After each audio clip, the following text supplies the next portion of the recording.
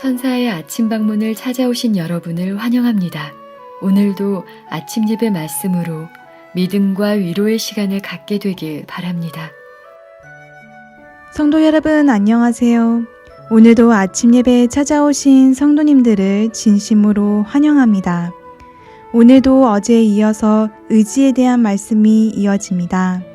하나님께서 주신 자유의지를 어떻게 사용하면 안전한지 배우고 하나님께 영광 올리는 하루 되시길 간절히 바랍니다.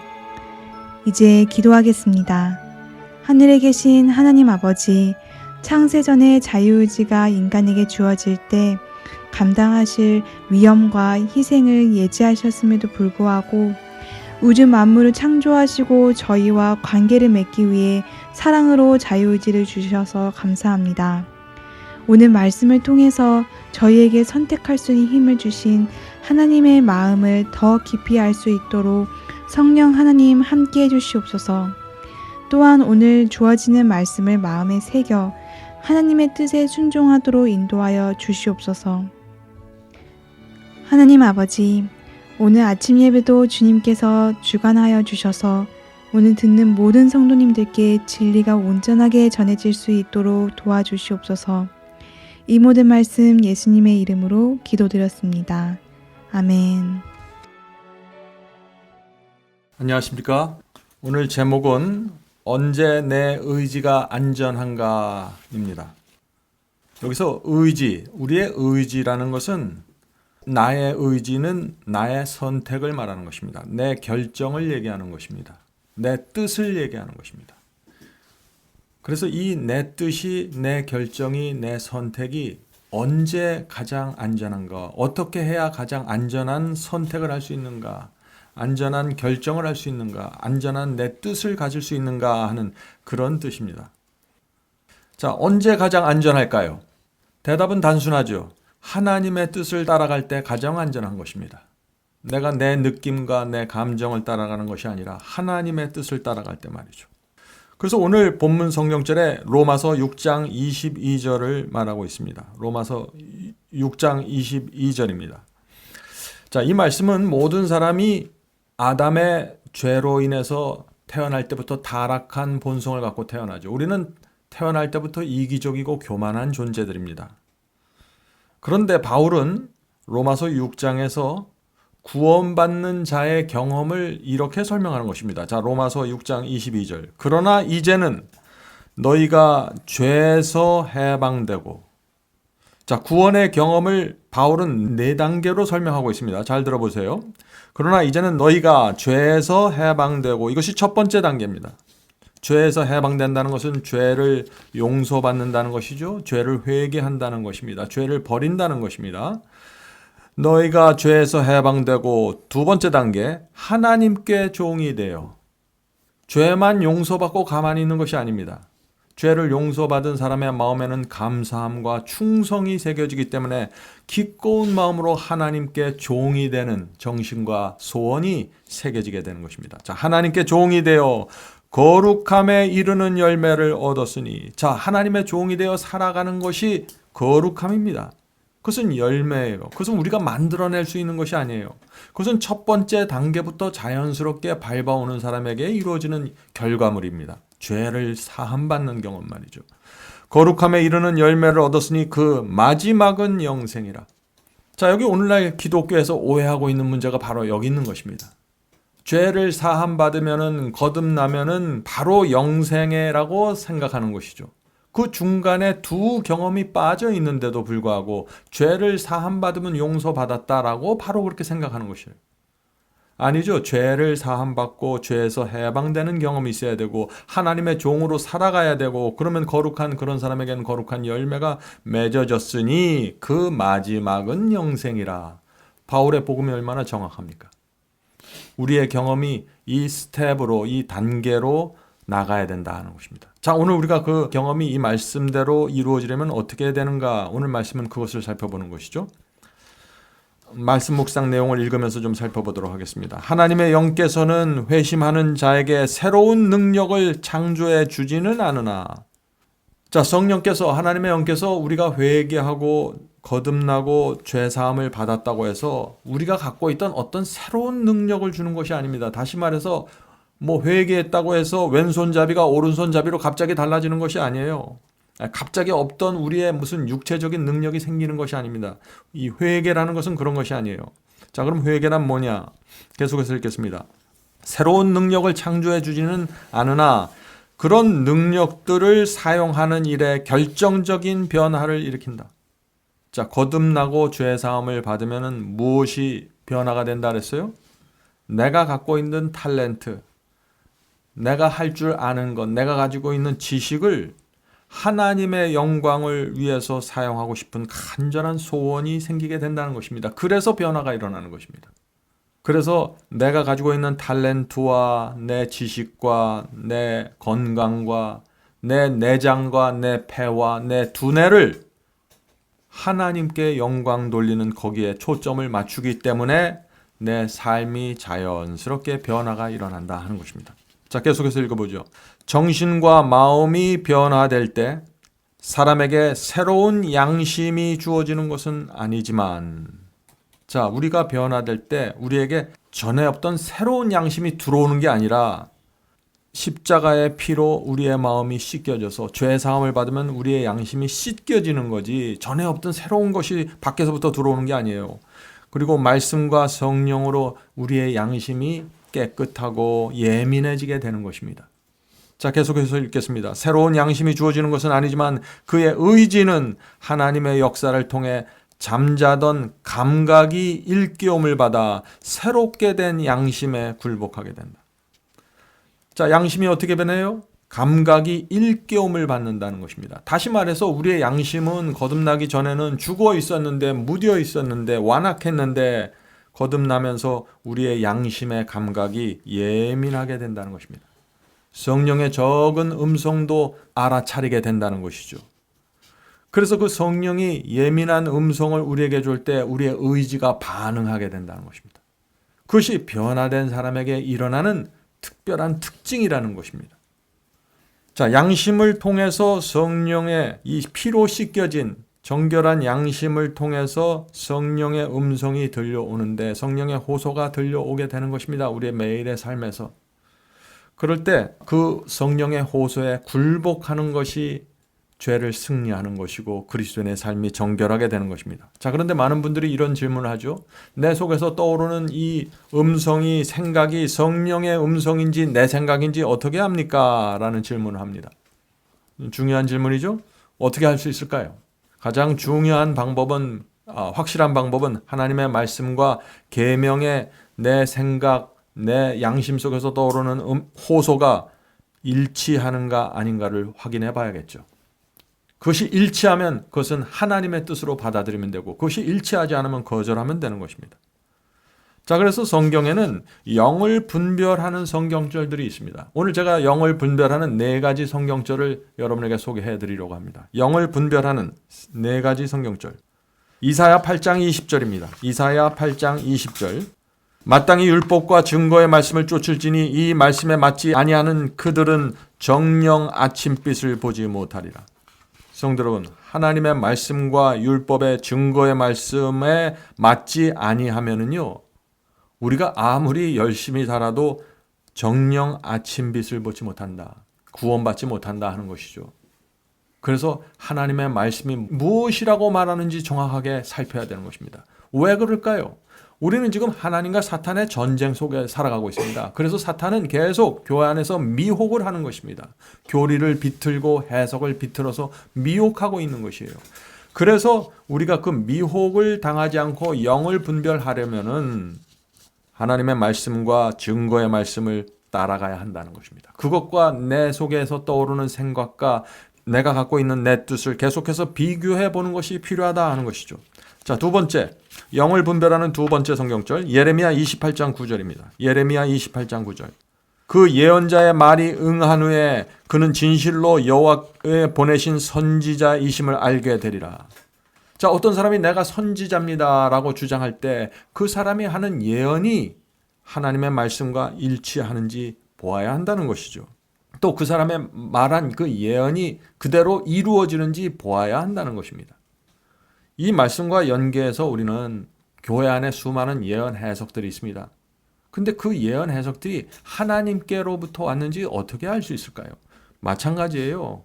그 예언 해석이 그대로 이루어지는지 성경과 정확하게 일치하는지 확인해야 되는 것입니다. 자, 세 번째입니다. 영을 분별하는 세 번째 방법. 마태복음 7장 20절입니다. 마태복음 7장 20절. 그의 열매로 그들을 알지니. 자, 열매로 판단하라는 것입니다. 자, 어떤 설교자가 설교를 해요. 그 열매를 보아야 된다는 것입니다. 자, 그 열매가 무엇일까요? 그 열매는 계속해서 이어집니다.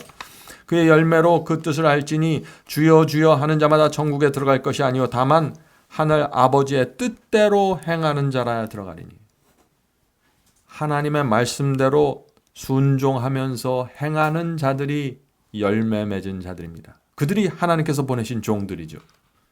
네 번째, 영을 분별하는 네 번째 방법은 요한일서 4장 1절입니다. 요한일서 4장 1절. 하나님의 영은 이것으로 알지니 곧 예수 그리스도께서 육체로 오신 것을 시인하는 영마다 하나님께 속한 것이요.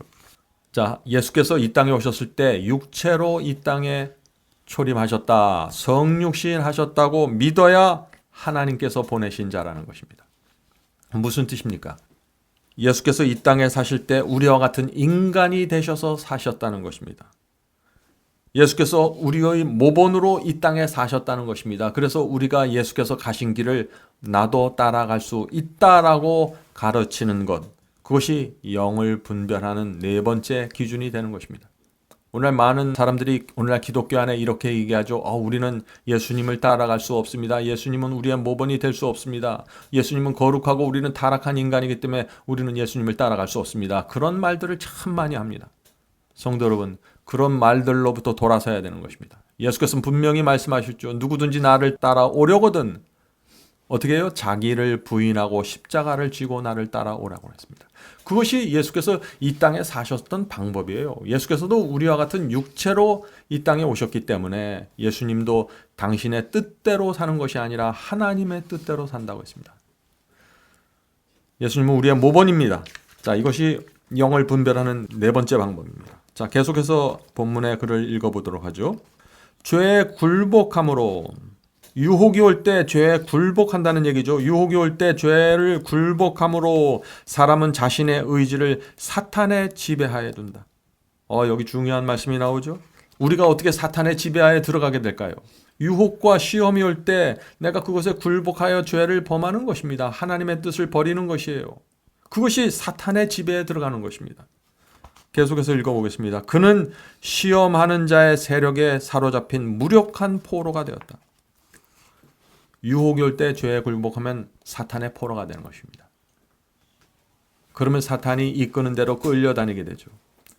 우리 주변에 어떤 사람이 나를 무시하고 내 자존심을 짓밟을 때 내 마음속에서 올라오는 충동대로 살아가면은요, 사탄의 지배하에 들어갑니다. 그러면 마음에 쓴뿌리가 생겨서 그는 사탄이 이끄는 대로 따라가게 되는 것이죠. 자, 그러면 바로 하나님께서 우리를 이런 상태에서 구원하기 위해서 이 땅에 오셨다는 것입니다. 계속해서 그 다음 문장을 읽어보죠. 하나님께서 당신의 아들을 세상에 보내어 사탄의 세력을 깨트리셨으며 인간의 의지를 해방시키셨다. 이 말씀은 중요한 말씀입니다. 오늘 읽은 본문 성경적 있죠. 로마서 6장 22절이 말씀하는 것이 바로 이것입니다. 너희가 죄에게서 해방되고 하나님의 종이 되어 거룩함에 이르는 열매를 얻었으니 이 마지막은 영생이라. 예수께서 이 땅에 왜 오셨어요? 왜 십자가에 달리셨습니까? 바로 이 구속의 역사를 우리의 마음에서, 우리의 생애 속에서 이루시기 위해서 오셨다는 것입니다. 계속해서 그 다음 문장 읽겠습니다. 그분께서는, 하나님께서는 포로에게 자유를 선언하고 무거운 짐을 덜어주며 압제당한 자를 자유케 하기 위하여 아들을 보내셨다. 자, 포로에게 자유를 선언하고 무거운 짐을 덜고 압제당한 죄의 압제로부터 자유케 되는 이 경험, 어떻게 우리가 이 경험 속으로 들어갈 수 있을까요?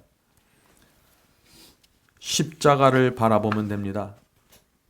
그리스도의 사랑과 은혜를 바라보시기 바랍니다.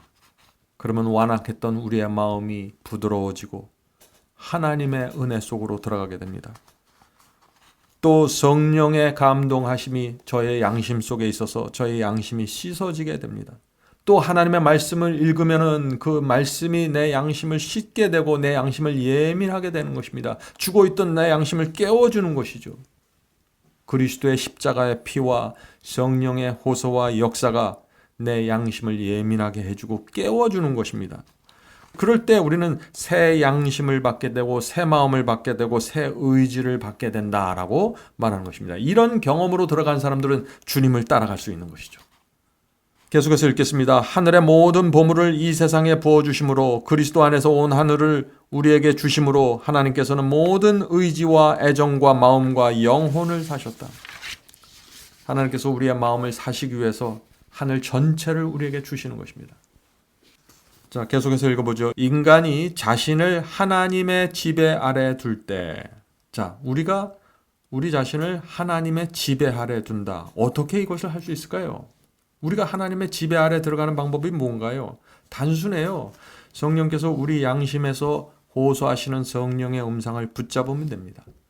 여러분이 성경 말씀을 읽을 때 그 성경 말씀이 진리라는 확신이 들어올 때 그 말씀을 붙잡으시면 되는 것이에요. 그것이 우리를 하나님의 지배하에 두는 것입니다. 이것이 하나님의 편에 서는 유일한 방법입니다. 여러분이 하나님의 말씀을 거절하고 성령의 호소를 거절하는데 어떻게 하나님의 지배하에 들어갈 수 있겠습니까? 어떻게 하나님의 편에 설 수 있겠어요? 사탄과 하나님의 전쟁이 벌어지고 있는데 어떻게 우리가 하나님의 편에 들어갈 수 있겠어요? 말씀을 거절하고 성령의 호소를 거절하는데. 그래서 이 두 가지가 굉장히 중요하다는 것입니다. 계속해서 읽어보죠. 마음은 이기심에서 정결하게 되고, 다 우리가 하나님의 지배 아래 들어갈 때 우리 마음은 이기심에서 정결하게 된다는 것입니다. 이 성경이 말하는 정결함을 잘 이해하셔야 돼요. 정결함이라는 것은 우리의 타락한 육체와 본성에서 아무런 충동도 올라오지 않는다는 얘기가 아니에요. 성경이 말하는 정결함은 우리 속에서 이기심의 충동, 어떤 죄된 충동이 올라올 때 그것을 거절하는 상태가 정결함입니다. 어떻게 거절해요? 그런 충동과 그런 유혹과 느낌이 올 때 즉시 주님께 가서 기도해야죠. 그래서 정결함을 받는 것입니다. 유지하는 것입니다. 그런 기도를 하지 않는 사람에게 어떻게 정결함이 유지될 수 있을까요? 안 되는 것이죠. 자, 마음은 이기심에서 정결하게 되고 그리스도께서 베푸신 것 같은 사랑으로 충만하게 된다. 우리가 그런 것들을 거절할 때, 주님의 은혜와 성령의 호소를 붙잡고 그런 것들을 거절할 때 우리 마음이 자연스럽게 하나님의 사랑과 은혜로 충만하게 된다는 것입니다. 우리가 죄에 끌려다니면서 유혹의 날마다 무너진 상태로 살면서 사랑과 은혜가 충만할 수가 없는 거예요. 자, 그 다음 문장 읽겠습니다. 마음은 사랑의 율법의 권위에 굴복하며 모든 사상은 사로잡혀 그리스도께 순종하게 된다. 우리의 모든 사상, 갖고 있는 사상이 사로잡혀서 그리스도께 순종하게 되는 것이에요. 우리가 하나님의 지배 아래 들어가면 이렇게 된다는 것입니다. 고린도후서 10장 5절에서 바울도 이 말씀을 하셨죠. 고린도후서 10장 5절입니다. 고린도후서 10장 5절. 하나님 아는 것을 대적하고 높아진 것을 다 무너뜨리고 모든 생각을 사로잡아 그리스도께 복종하니. 이것이 바울의 복음입니다. 우리 마음속에 하나님을 대적하고 있는 정신과 사상이 있습니까? 다 사로잡아서 그리스도 앞에 복종시켜야 됩니다. 높아져 있는 것들 다 무너뜨리고 그리스도께 복종해야 됩니다. 이것이 복음입니다. 이것이 우리가 우리의 의지를 하나님의 지배 아래 놓는 것입니다. 가장 안전한 신앙으로 들어가는 것입니다. 계속해서 읽어보죠.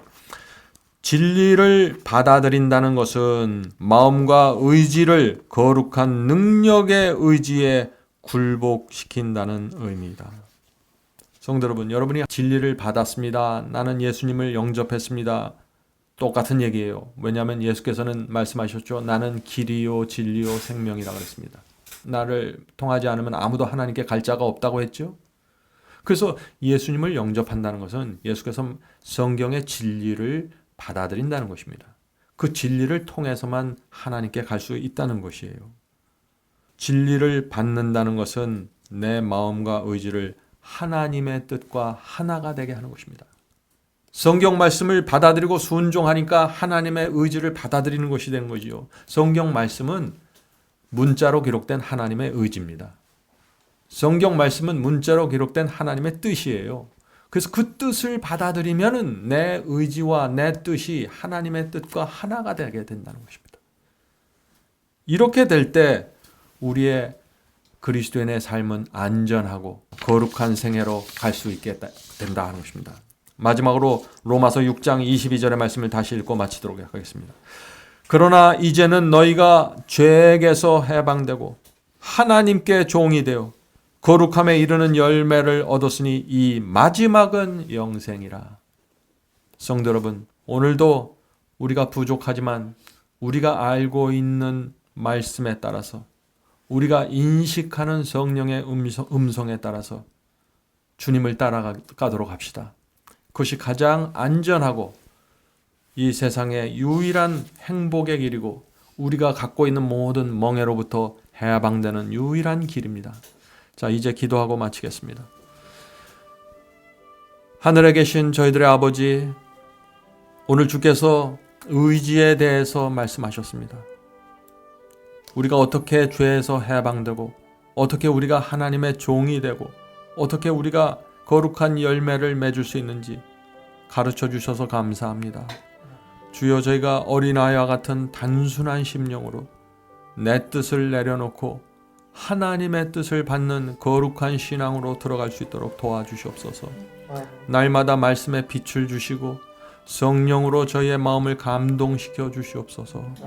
이 모든 말씀 예수님의 이름으로 간절히 기도드립니다. 아멘.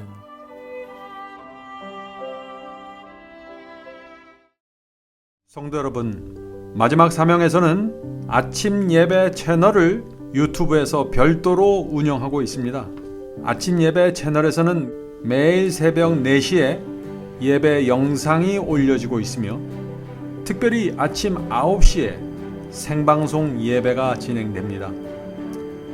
아침 9시 생방송 예배가 아침 예배 채널의 독특한 특징입니다.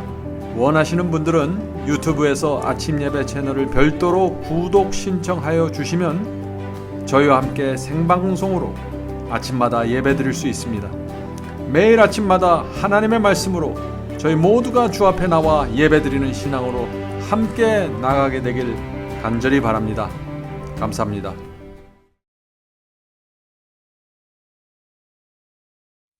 주 약속하신 본향 바라보니 내 맘 평화 가득해. 이 땅 위에 지친 순례자들이 영원한 식 없는 곳, 나 그리워하늘 맘에 사무쳐 시온 진주문 들어가려네. 맘 괴로움 없고 염려 없는 저 하늘 본향 그리워. 저 아름다운 에덴 영원한 땅, 변함없는 내 고향. 이 땅의 성도들 기쁘게 만나 하늘 영광 누리리. 그리운 저 하늘 나가기 원해. 주님 만날래 보냐. 주님 앞에 은혜 기쁨 넘치니 영원히 찬양하리.